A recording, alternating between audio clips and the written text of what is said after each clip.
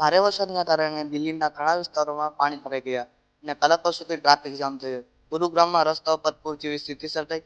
વાહનોમાં પાણી ભરાતા તેઓ તરવા લાગ્યા. રસ્તાઓ પર કમર સુધી પાણી ભરાયા. ગુજરાતના કુલ 206 ડેમમાં 54% જેટલું પાણી ભરાયું, જે ખરેખર ખુશીના સમાચાર છે. અને આપણા સૌનું ગૌરવ સન્માન એટલે સરદાર સરોવર ડેમમાં 48% પાણી ભરાયું, જેમાં હાલનું જળસ્તર 117 મીટર છે.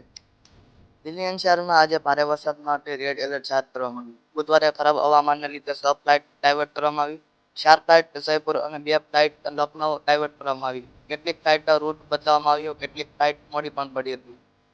બુધવારે રાત્રે કપિલ શર્મા કાફે પર ગોળીબાર કરવામાં આવ્યો. કપિલ શર્માએ 3 દિવસ પહેલા 4 જૂનના રોજ જેમ્સ કાફે નામના કાફેનું ઉદ્ઘાટન કર્યું હતું. મીડિયામાં રિપોર્ટ અનુસાર હુમલાઓએ કાફે પર 9 રાઉન્ડ ગોળીબાર કર્યા.